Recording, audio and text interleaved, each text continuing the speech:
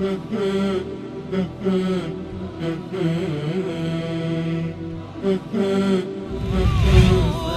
على الحسن العبقى فالورد تضوع واعتنقا حسن يا رب لنا الخلقا طهره فلا يحوي نزقا. اعوذ باللہ من الشیطان الرجیم. بسم اللہ الرحمن الرحیم. الحمد للہ رب العالمین والصلاة والسلام علی حبیب قلوبنا و طبیب نفوسنا و شفیع ذنوبنا افضل الاولین و اشرف الاخرین العبد المعیت الرسول المسدد المحمود الاحمد ابی القاسم محمد. اللہم صلی علی محمد و آل محمد وعجل فرجہم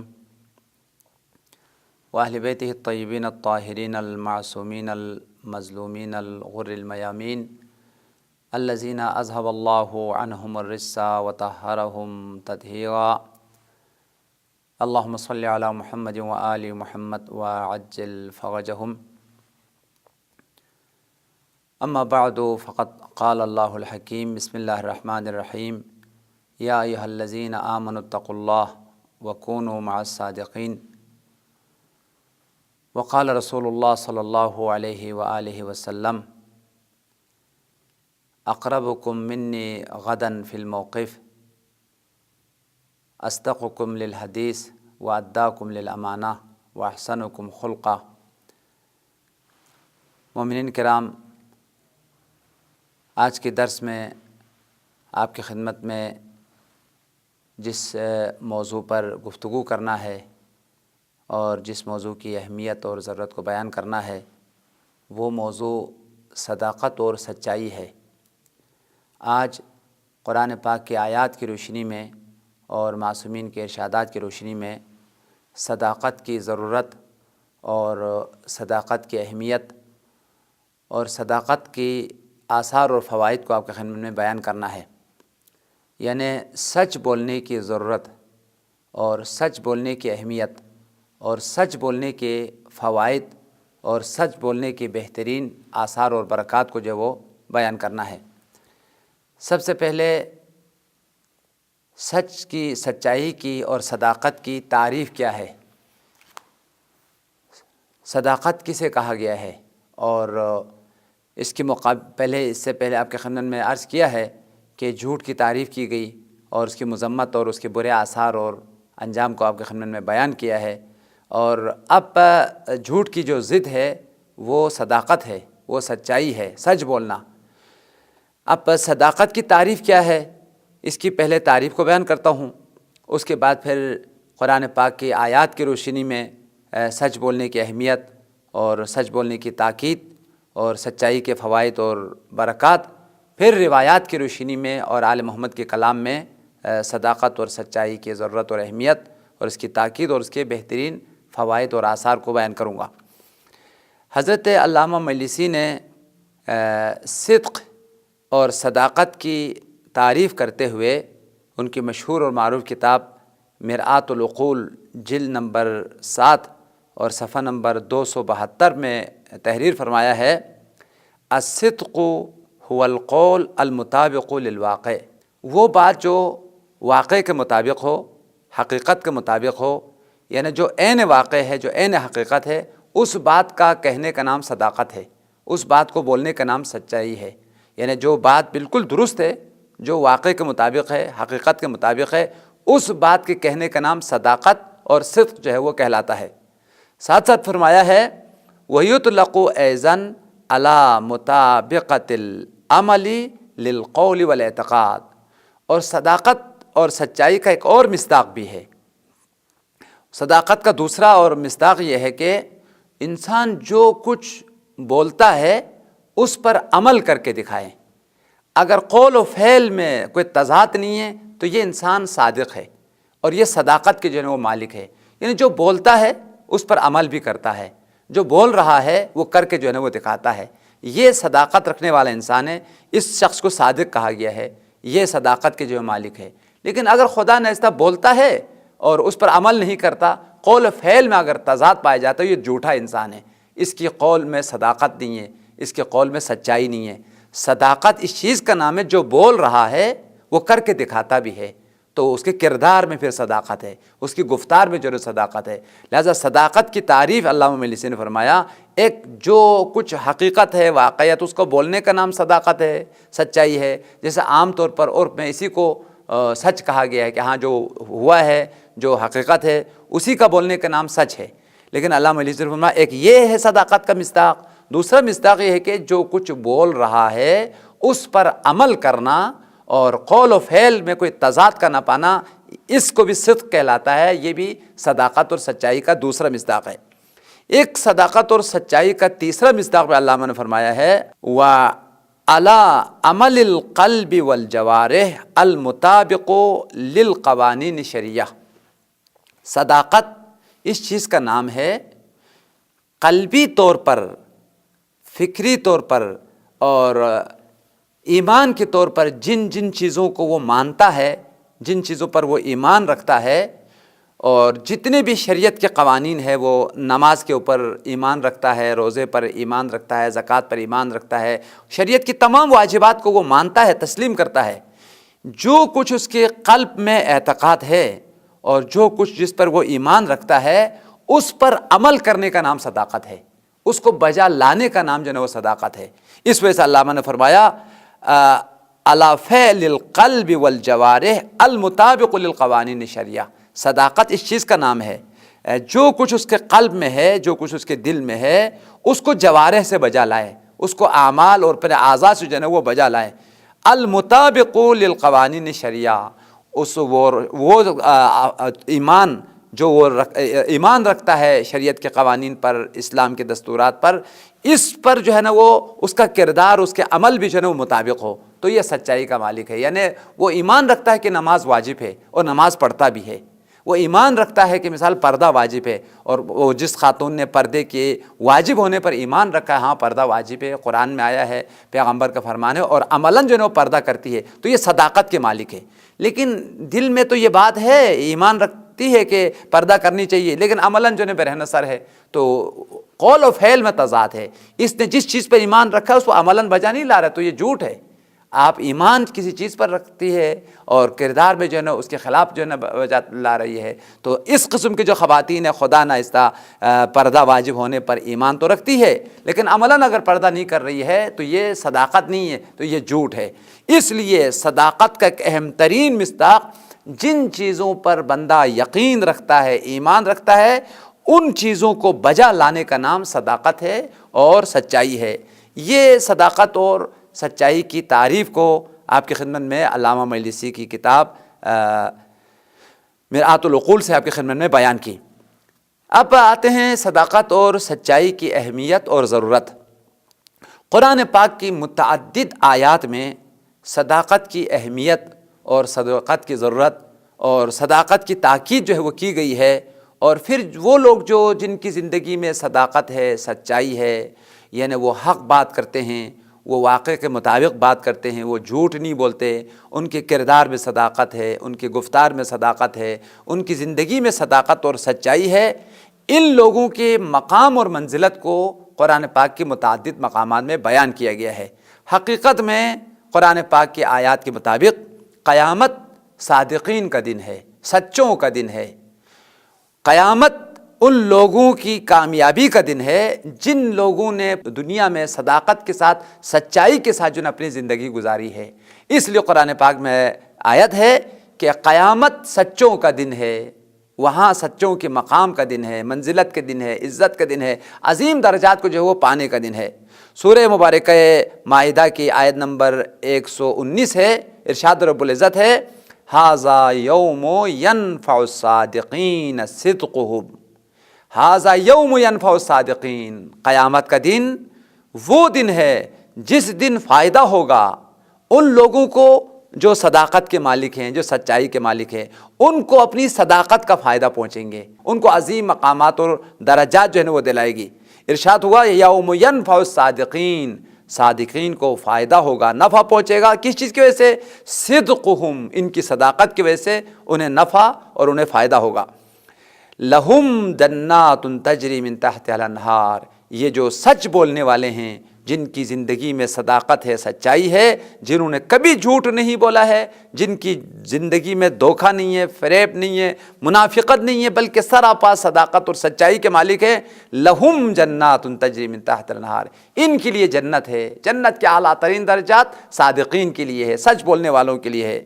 جنات تجری من تحتہا الانہار، ان کے لیے جنت ہے جن کے نیچے سے نہریں جاری ہے۔ خالدین فیہا ابدا، یہ صادقین ان جنتوں میں ہمیشہ رہیں گے، ابدی طور پر اور ہمیشہ کے طور پر جو ہے نا وہ جنتوں میں ان ابدی اور لازوال مقامات پر جو ہے نا ہمیشہ فائز رہیں گے۔ رضی اللہ عنہم ورضوا عنہ، صادقین وہ لوگ ہیں اللہ ان سے راضی ہے، یہ اللہ سے راضی ہے۔ سبحان اللہ۔ ممکن ہے جنت ملے لیکن ان کا کردار اتنا بلند نہ ہو، ان کا جو زندگی کے اعمال ہیں، عبادت اتنے بلند نہ ہوں، لیکن وہ واقعاً بلندی کے مالک ہیں جو نہ تنہا خدا سے راضی ہے، خدا بھی ان پر راضی ہے۔ یعنی انہوں نے خدا کی رضا کو پا لیا ہے، خدا کے خوشنودی کو پا لیا ہے، اور بزرگ ترین مقام اولیاء کے لیے، انبیاء کے لیے، تمام مومنین کے لیے رضوان پروردگار ہے، خدا کی رضایت کا پانا ہے۔ وَرِضْوَانٌ مِّنَ اللَّهِ اکبر، سب سے عظیم جو مقام ہے وہ رضایت پروردگار ہے۔ ساری نعمتوں پر جو فوقیت اور عظمت رکھنے والی چیز ہے وہ خدا کی رضایت اور خدا کی خوشنودی ہے۔ ارشاد رب العزت ہوا صادقین وہ لوگ ہیں رضی اللہ عنہم، جن پر خدا راضی ہے، خدا ان پر راضی ہے، ورضوا عنہ، یہ خدا پر راضی ہے۔ یہ رضایت طرفینی ہے۔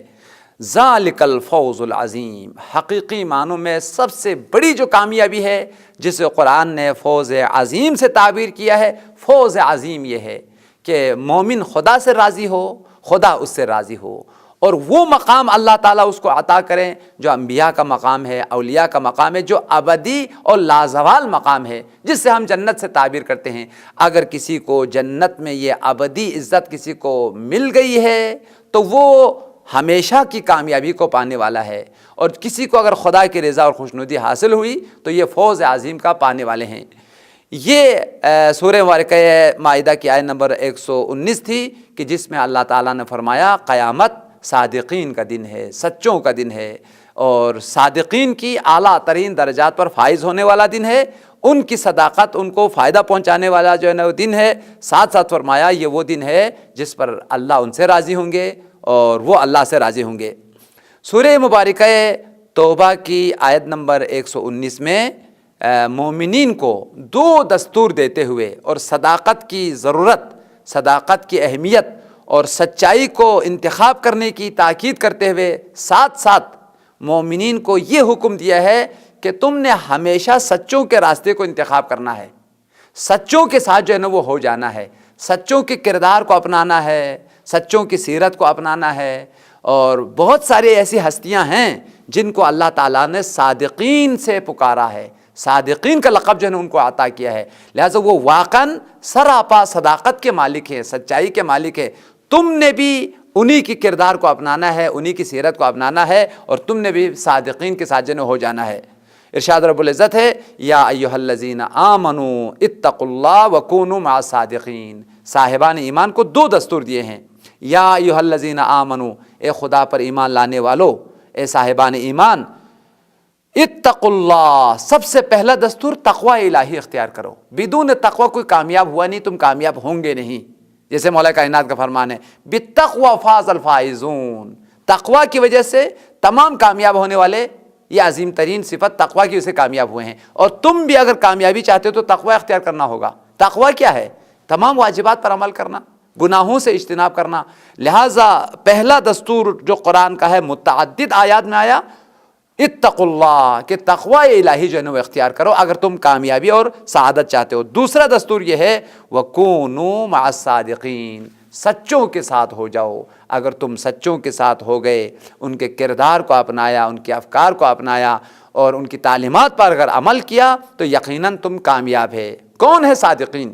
اسی آیت کے ذیل میں بہت زیادہ جو ہے نا بہت ساری روایات جو ہے نا شیعہ کتابوں میں، سنی کتابوں میں، تفسیروں میں بہت ساری روایات آئی ہے۔ صادقین سے مراد محمد و آل محمد ہے۔ نحن الصادقون، ہم ہیں صادقین کہ جن کے ساتھ اللہ تعالیٰ نے تمہیں معیت کا حکم دیا ہے، ساتھ ہونے کا جو ہے وہ حکم دیا ہے۔ لہٰذا صداقت اور سچائی کے جو اعلیٰ مصداق ہیں وہ ائمہ طاہرین ہے، وہ محمد و آل محمد ہے، جو سراپا ان کے کردار میں صداقت ہے، ان کے گفتار میں صداقت ہے، سراپا عصمت کے مالک ہے، طہارت کے مالک ہے، صداقت کے مالک ہے۔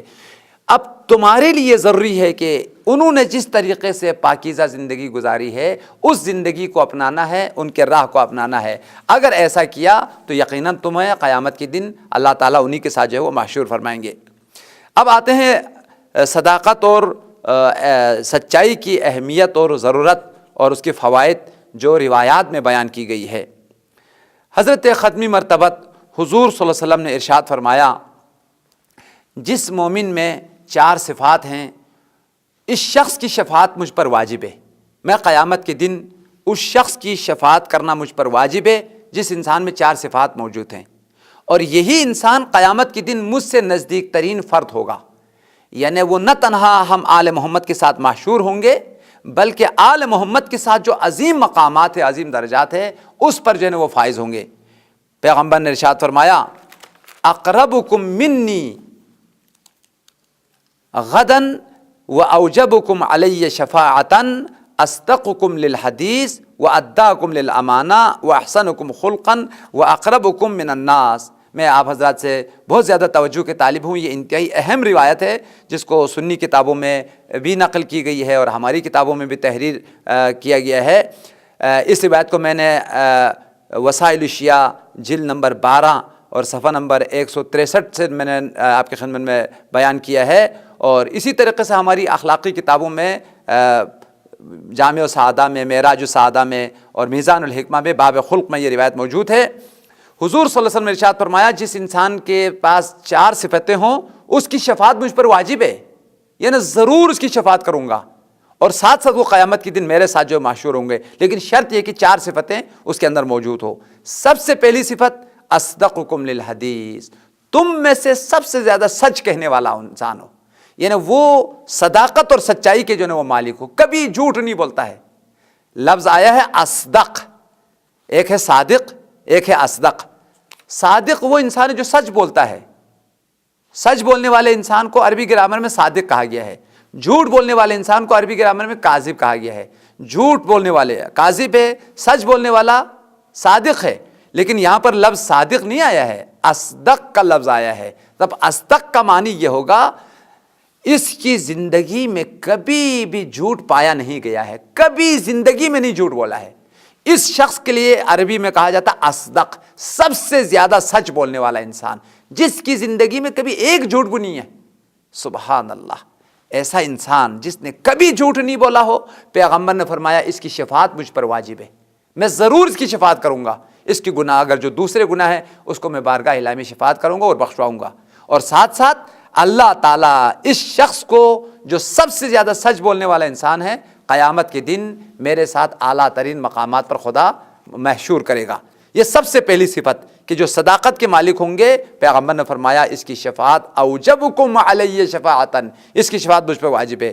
اور دوسرا یہ ہے کہ یہ قیامت کے دن میرے ساتھ محشور ہوں گے۔ دوسری صفت اگر یہ کسی انسان میں ہو تو پیغمبر نے فرمایا وہ میرے ساتھ محشور ہوں گے۔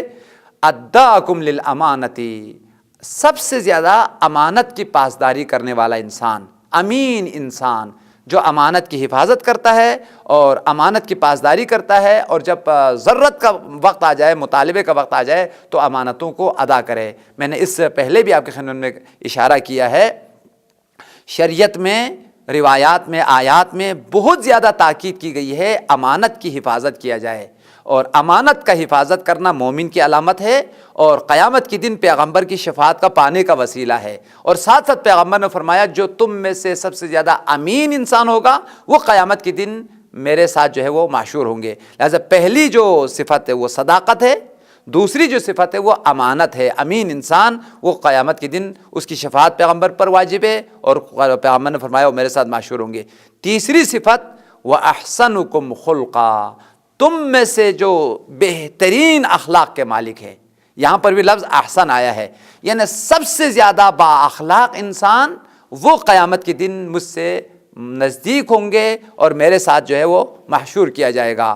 یعنی درست ہے کسی کے جو ہے نا وہ اخلاق نسبتاً بہتر ہے، اور لیکن یہاں روایت میں آیا کہ تم میں سے جو سب سے زیادہ اخلاق کے مالک ہے، یعنی جس کے اخلاق سب سے زیادہ پسندیدہ ہے، سب سے زیادہ بہترین اخلاق کے مالک ہوں گے. احسنکم خلقا، جو اخلاق میں احسن ہے، سب سے بہتر ہے، وہ شخص جو ہے قیامت کے دن میرے ساتھ محشور ہوں گے. اور چوتھی صفت یہ ہے کہ وَأَقْرَبُكُم مِّنَ النَّاسِ، جو لوگوں سے بہت زیادہ قریب ہے، جو لوگوں سے بہت زیادہ نزدیک ہے. اب اس نزدیک کا معنی، قریب کا معنی یہ ہے کہ یعنی وہ لوگوں سے دور نہیں ہے، لوگوں کے مشکلات کو حل کرتا ہے، پریشانیوں کو دور کرتا ہے، اور لوگوں کا نزدیک ترین فرد ہے.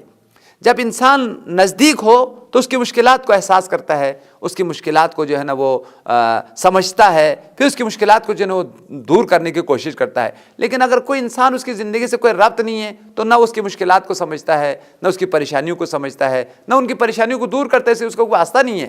قریب ترین افراد ہیں جو ایک دوسرے کی مشکلات کو سمجھتے ہیں، پریشانیوں کو سمجھتے ہیں اور ان کی پریشانیوں مشکلات کو دور کرتے ہیں. جیسے مثال کے طور پر انسان کا نزدیک ترین جو فرد ہے ماں باپ ہے، انسان کا قریب ترین فرد ہے. تو ماں باپ بچے کی پریشانیوں کو سب سے زیادہ سمجھتا ہے، سب سے زیادہ دلسوزی کرتا ہے، اس کی پریشانیوں جو ہے وہ دور کرتا ہے. اور اسی طریقے سے جو انسان کے دوست ہیں وہ انسان کا نزدیک ترین فرد ہے، اور جب نزدیک ترین فرد ہے تو اس کی پریشانیوں کو، مشکلات کو، مسائل کو سمجھتا ہے اور دور کرتا ہے. پیغمبر نے فرمایا جو لوگوں کا نزدیک ترین فرد ہوگا وہ میرے ساتھ محشور ہوں گے. یعنی اس کا مطلب شاید یہ ہو کہ جو اس کے قریب ہونے کا مطلب اس کی مشکلات کو سمجھنے والا ہے، اس کی پریشانیوں کو سمجھنے والا ہے، پھر ان کی پریشانیوں مشکلات کو جو دور کرنے والا ہوگا اس کی شفاعت جو ہے وہ قیامت کے دن مجھ پر واجب ہے اور میرے نزدیک ترین فرد ہوگا. یہ چار صفات جس کے اندر ہو، پہلی صفت صداقت، دوسری صفت امانت، تیسری صفت اخلاق، اور چوتھی صفت لوگوں سے قریب ہونا اور لوگوں کی مشکلات اور مسائل کو دور کرنے والا انسان ہوگا. پیغمبر نے اس کو دو بشارتیں دی.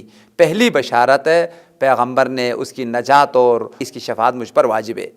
اسی طریقے سے مولا امام سجاد کا فرمان ہے، وہ شخص جس کے وجود میں، جس کے نفس میں، جس کی باطن میں چار صفات ہوں، اس کا ایمان کامل ہے، اس کا دین مکمل ہے، اور اس شخص سے خدا جو ہے نا وہ راضی ہے. یعنی جیسے آیت میں بیان کیا کہ خدا ان سے راضی ہے، وہ خدا سے راضی ہے، حقیقت میں اس آیت کی تفسیر ہے.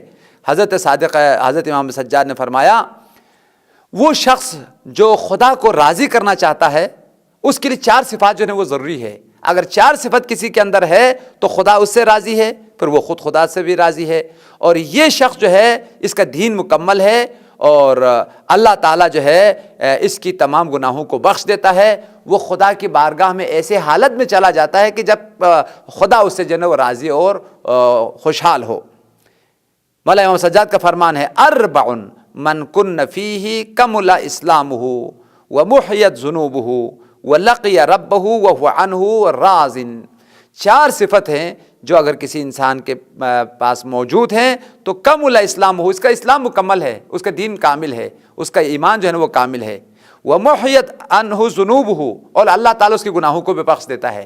یعنی جس کے پاس یہ چار صفات ہوں اللہ اس کے گناہ کو بخش دیتا ہے اور اس کا دین اور عقیدہ بھی جو ہے وہ مکمل ہے. وَلَقِيَ رَبَّهُ وَهُوَ عَنْهُ رَاضٍ، وہ ایسے حالت میں خدا سے ملاقات کرتا ہے کہ اس کا پروردگار اس سے راضی ہے. اب وہ چار صفتوں کا بیان. سب سے پہلی صفت اوفا للہ بما یجعل علی نفسہ للناس.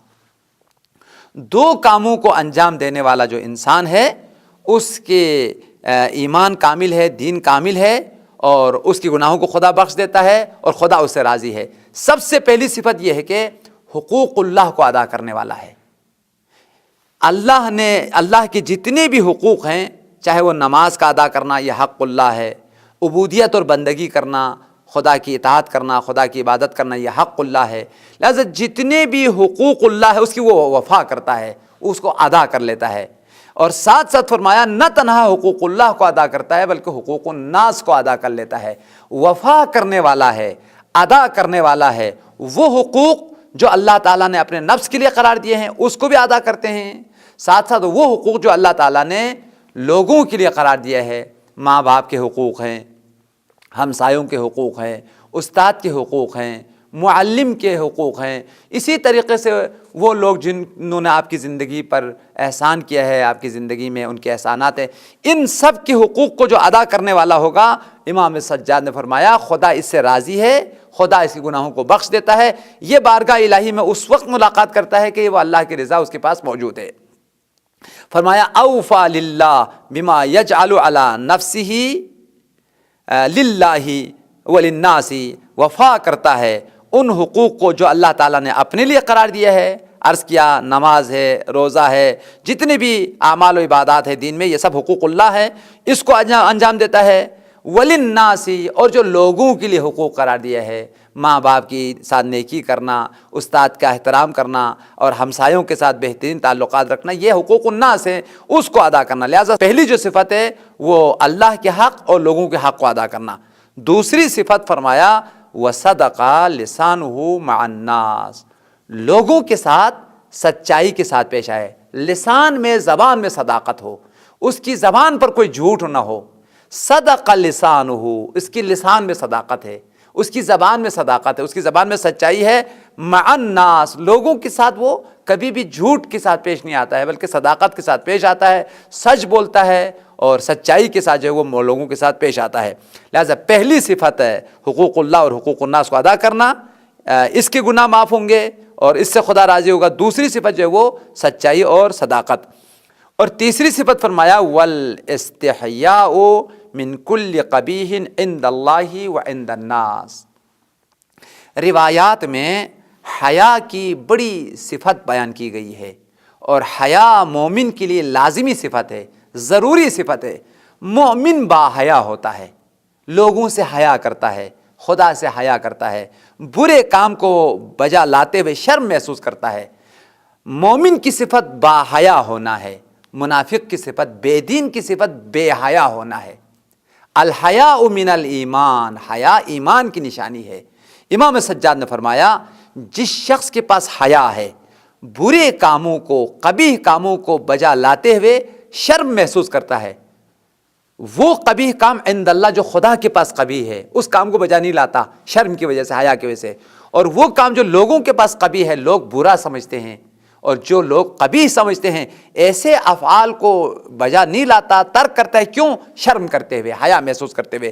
لہٰذا تیسری جو صفت ہے وہ فرمایا الاستحیاء من کل قبیح، حیا اور شرم اختیار کرنا ہر برے کام کو کرنے سے، عند اللہ و عند الناس، وہ برا کام جو خدا کے پاس قبیح ہے یا لوگوں کے پاس قبیح ہے، ایسے کام کرنے سے اگر وہ شرم محسوس کرتا ہے تو اس کا ایمان کامل ہے، اس کا دین کامل ہے اور اس کی گناہ کو خدا بخش دیتا ہے۔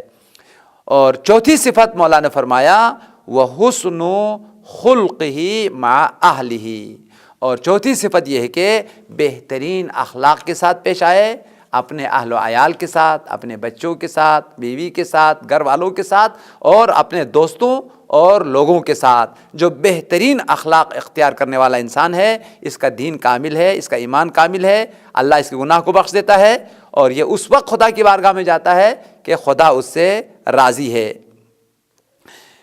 حقیقت میں انسانوں کی جو فضیلت کا معیار ہے، جو برتری کا معیار ہے، متعدد روایات میں صداقت اور سچائی کو قرار دیا گیا ہے۔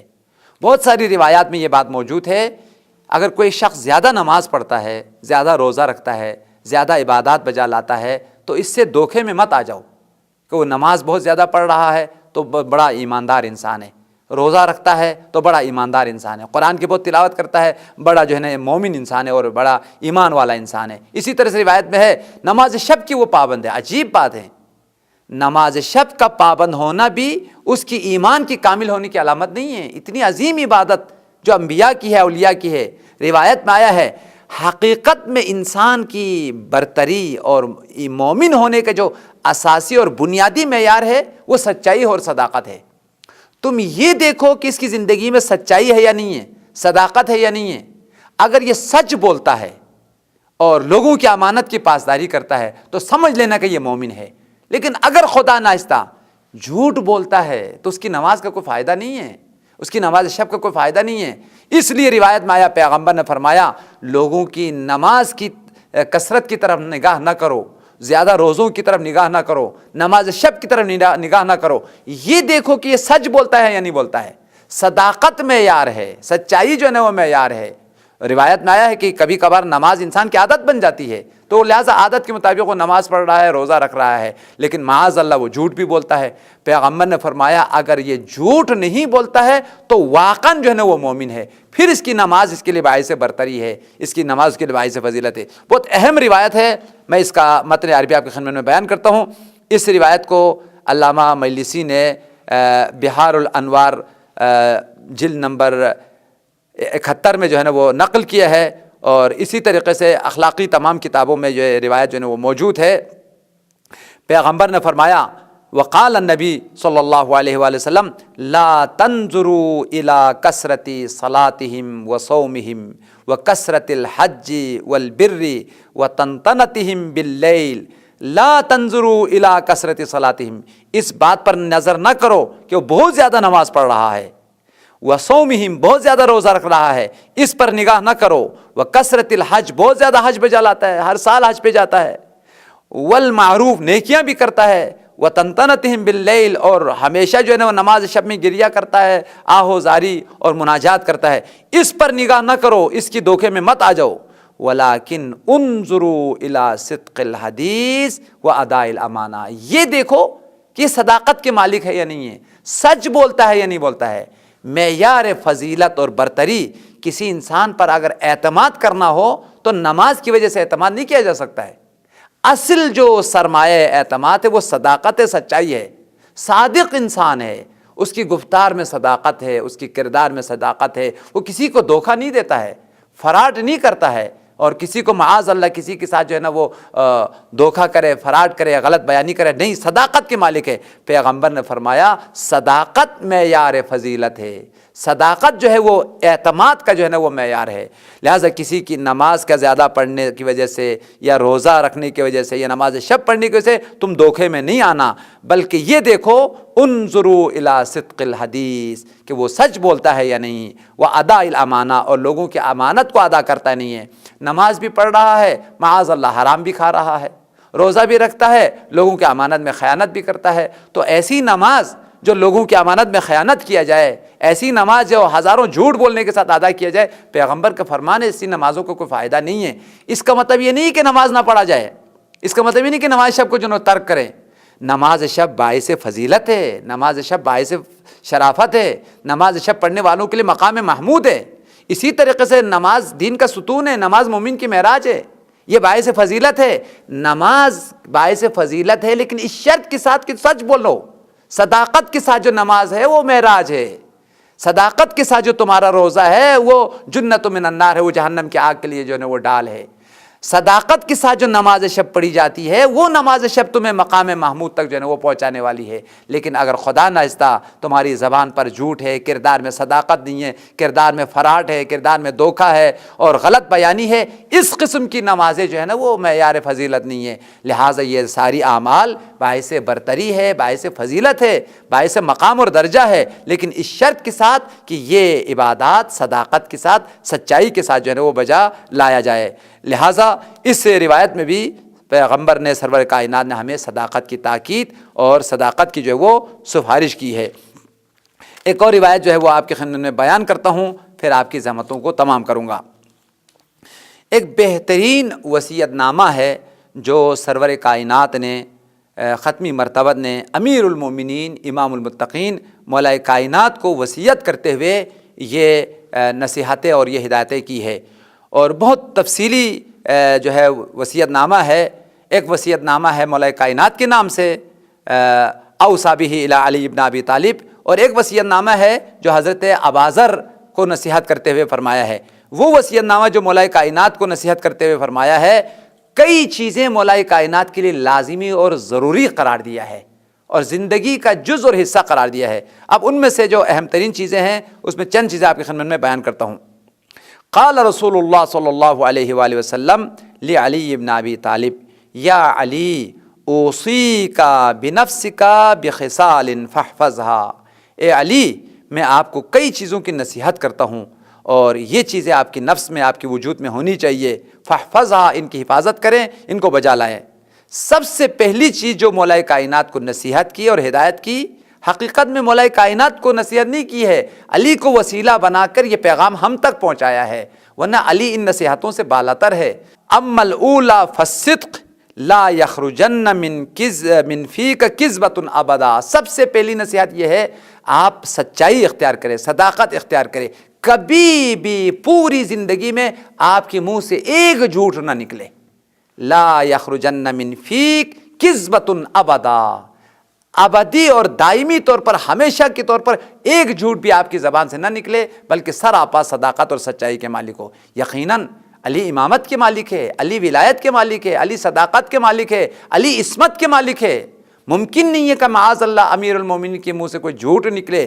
یہ حقیقت میں علی کو سامنے رکھ کر علی کے ماننے والوں کے لیے نصیحت ہے، علی کو سامنے رکھ کر پوری کائنات میں آنے والے مومنین کے لیے نصیحت ہے، تمام مسلمین کے لیے نصیحت ہے۔ لہٰذا پیغمبر کی نگاہوں میں آنے والی بشریت ہے جس تک پیغامات کو پیغمبر نے علی کو نصیحت کرتے ہوئے یہ پیغامات پہنچائے۔ سب سے پہلی جو نصیحت ہے وہ سچائی اور صداقت، کہ یا علی فالصدق لا یخرجن من فیک کذبۃ ابدا، اے علی ہمیشہ سچائی اختیار کرنا ہے، سچ بولنا ہے اور کبھی غلط بیانی نہیں کرنا ہے اور کبھی آپ کے منہ سے جھوٹ نہ نکلے۔ دوسری جو نصیحت ہے فرمایا وکثرۃ البکا من خشیۃ اللہ، ہمیشہ خدا کے خوف میں رویا کرو، اپنی گناہوں کو یاد کر کے رویا کرو، اور رونا یہ باعث نجات ہے۔ اور ساتھ ساتھ مولانا پیغمبر نے فرمایا یبنا بکل دمعۃ بیتا فی الجنہ، وہ لوگ جو خوف خدا میں روتے ہیں، آنسو بہاتے ہیں خوف خدا میں، اپنی گناہوں کو یاد کر کے، آخرت کو یاد کر کے، آخرت کے عذاب کو یاد کر کے، خدا کی عظمت اور خشیت کو یاد کر کے اگر رونے والے ہیں، پیغمبر نے فرمایا ہر آنسو کے قطرے کے بدلے جنت میں ایک گھر اللہ تعالیٰ عطا کرے گا۔ بِكُلِّ دَمْعَةٍ بَيْتًا فِي الْجَنَّةِ، ہر آنسو کے قطرے کے بدلے میں اللہ تعالیٰ جنت میں ایک گھر جو ہے عطا کرے گا۔ کتنا قیمتی ہے یہ آنسو جو خوف خدا میں بہائے جاتے ہیں۔ یہ آنسو نہ تنہا سبب مغفرت ہے، نہ تنہا سبب جنت ہے، بلکہ ہر ایک آنسو جنت میں ایک گھر بناتا ہے، جنت میں ایک گھر بننے کا سبب ہے۔ اس لیے فرمایا بِكُلِّ دَمْعَةٍ، ہر آنسو کا قطرہ اتنا قیمتی ہے، بنا بیتن فی الجنتی، اس آنسو کے قطرے کی وجہ سے خدا آپ کے لیے ایک گھر جنت میں بناتا ہے۔ اور تیسری نصیحت پیغمبر نے فرمایا وہ بذل مالک و دمک دون دینک، اپنے مال کو، اپنے خون کو، اپنی جان کو خدا کے راہ میں قربان کرنا ہے، دین کے راہ پہ قربان کرنا ہے۔ سبحان اللہ، علی سے زیادہ قربانی کس نے دی ہے؟ اپنی جان راہ الہی میں دی، اپنی اولادوں کو راہ الہی میں دی، اپنا پورے مال راہ الہی میں دی، یعنی پوری زندگی جس ہستی نے دین پر قربان کرتے ہوئے، دین کی قربانی دیتے ہوئے راہ الہی میں گزار دی، وہ امیر المومنین کی ذات ہے۔ چونکہ پیغمبر نے نصیحت فرمایا اپنے مال، اپنے خون کو راہ الہی میں قربان کرو۔ اس کے بعد پیغمبر نے فرمایا ہے وَعَلَيْكَ بِصَلَاةِ اللَّيْلِ، پیغمبر کی تاکیدات اور پیغمبر کی نصیحتوں میں سے ایک اہم ترین نصیحت جو پیغمبر کی چاہنے والوں کے لیے، علی کی چاہنے والوں کے لیے ایک معیار فضیلت ہے، وہ نماز شب ہے۔ 3 مرتبہ فرمایا اے علی آپ پر نماز شب ضروری ہے، آپ پر نماز شب ضروری ہے، نماز شب کی پابندی کرنا، نماز شب کو کبھی ترک نہ کرنا۔ علیک بصلاۃ اللیل، علیک بصلاۃ اللیل۔ لہٰذا مومنین کرام، واقعاً نماز شب آل محمد کی سیرت ہے، نماز شب آل محمد کا دیا ہوا اہم ترین عبادت ہے۔ جو نماز شب پڑھتے ہیں وہ علی کی سیرت کو، آل محمد کی سیرت کو، پیغمبر کی سیرت کو اپنانے والے ہیں۔ 5ویں نصیحت کرتے ہوئے فرمایا وَعَلَيْكَ بِقِرَاءَةِ الْقُرْآنِ عَلَى كُلِّ حَالٍ، اے علی قرآن پاک کی تلاوت ہمیشہ کرنا ہے، ہر حال میں، دن میں، روز میں، ہر صبح و شام جو ہے وہ قرآن پاک کی تلاوت کرتے رہنا ہے۔ قرآن پاک کی تلاوت دل کا نور ہے، قبر کا نور ہے، قیامت کا جو ہے وہ نور ہے، لہٰذا زیادہ سے زیادہ قرآن پاک کی تلاوت کرنا ہے۔ یہ 6ٹھی نصیحت ہے وَعَلَيْكَ مَحَاسِنَ الْأَخْلَاقِ فَارْتَكِبْهَا، آپ کے لیے ضروری ہے جو اخلاقی کمالات ہیں ان کو اپنے وجود میں پیدا کرو، اور جو اچھے اخلاق ہیں ان کو جو ہے نا وہ اپنا لو۔ وَإِيَّاكَ مَسَاوِي الْأَخْلَاقِ، اور خبردار خبردار جو برے اخلاق ہیں اور ان سے اپنا آپ کو جو ہے نا وہ بچانا ہے. جتنی بھی اخلاقی پستیاں ہیں، کمزوریاں ہیں، خامیاں ہیں، ان سے اپنا آپ کو دور کرنا ہے، اور جو اخلاقی کمالات ہیں، اقدار ہیں، جو بہترین انسانی اوصاف ہے، ان کو جو ہے وہ اپنانا ہے. مومنین کرام، یہ روایات یا آیات آپ کی خدمت میں تلاوت کی گئی. ان میں صداقت کی بے شمار فوائد کو بیان کیا گیا. صداقت پیغمبر کے ساتھ محشور ہونے کا وسیلہ اور ذریعہ ہے. صداقت پیغمبر کی شفاعت کو پانے کا ذریعہ ہے. صداقت آل محمد کے ساتھ ہونے کا طریقہ ہے. اور صداقت دنیا اور آخرت دونوں کی کامیابی کا وسیلہ ہے. اور صداقت دنیا اور آخرت دونوں کی عزت اور آبرو اور دنیا اور آخرت دونوں کی کامیابی کو پانے کا جو وسیلہ اور ذریعہ ہے وہ صداقت ہے. حقیقت میں صداقت آل محمد کی تعلیمات پر عمل کرنے کا نتیجہ ہے. جو شخص آل محمد کی تعلیمات پر عمل کرتا ہے وہ سراپا صداقت اور سچائی کے مالک ہے، اور اس کی زبان پر صداقت ہے، اس کی کردار میں صداقت ہے، اس کی گفتار میں صداقت ہے. جس طرح آل محمد صداقت اور سچائی کے پیکر ہیں، انہی کی تعلیمات، انہی کی سیرت پر عمل کرتے ہوئے آل محمد کے ماننے والے بھی صداقت کے مالک ہے، سچائی کے مالک ہے. چونکہ دامن وقت میں گنجائش نہیں ہے، آپ کو انہی روایات کے ساتھ، انہی آیات اور انہی تعلیمات اور آل محمد کے پیغامات کے ساتھ جو ہے وہ آپ کی زحمتوں کو تمام کرتا ہوں. لیکن ایک نقطہ آپ کی خدمت میں بیان کرنا لازمی سمجھتا ہوں. صداقت کے فوائد میں سے ایک اہم ترین فائدہ یہ ہے کہ انسان کی عزت اور آبرو دنیا میں بھی بڑھ جاتی ہے، اور دنیا میں بھی اس کی مقام اور منزلت میں اضافہ ہوتا ہے، اور آخرت میں بھی. یعنی بزرگ ترین جو مقام ہے دنیا میں بھی صادقین کے لیے، سچ بولنے والوں کے لیے ان کی عزت ہے، ان کا مقام ہے، ان کی حیثیت ہے. اور قیامت میں بھی جو بزرگ ترین مقام ہے وہ صادقین کے لیے ہے اور سچوں کے لیے. ساتھ ساتھ وہ انسان جو سچا انسان ہے اس کی اولاد بھی سچے ہوتے ہیں، خود بھی صداقت کے مالک ہے، اولاد بھی صداقت کے مالک ہے. لہٰذا آپ سچ بولیں گے، آپ کی اولاد بھی سچ بولیں گے. آپ کے کردار میں صداقت ہوں گے تو آپ کی اولاد میں کی زندگی میں بھی، ان کے کردار میں بھی صداقت ہوں گے. دعا کرتے ہیں بارگاہ الہی میں، خدا یا پروردگار، محمد و آل محمد کی حرمت کا واسطہ، عظمت کا واسطہ، ان کی امامت اور ولایت کا واسطہ، ہمیں اپنی زندگی میں صداقت اور سچائی کو پانے کی اور سچ بولنے کی توفیق عطا فرما. آل محمد کی تعلیمات اور ان کی روایات پر عمل کر کے دنیا اور آخرت دونوں میں کامیاب ہونے کی اور دونوں جہانوں کی سعادت اور خوشبختی کو پانے کی توفیق عنایت فرما. خدایا، تمام صداقتوں کا مالک، تمام عظمتوں کا مالک، تمام شریعتوں کا مالک اور تمام نبیوں کی وراثتوں کا مالک حضرت بقیت اللہ الاعظم، منجی بشریت، مصلح کائنات، امام زمانہ کے ظہور میں تعجیل فرما. ہمیں ان کے اصحاب اور انصاروں میں شامل فرما. ربنا تقبل منا بجاہ محمد وآل طیبین الطاہرین. اللہم صلی علی محمد وآل محمد وعجل فرجہم.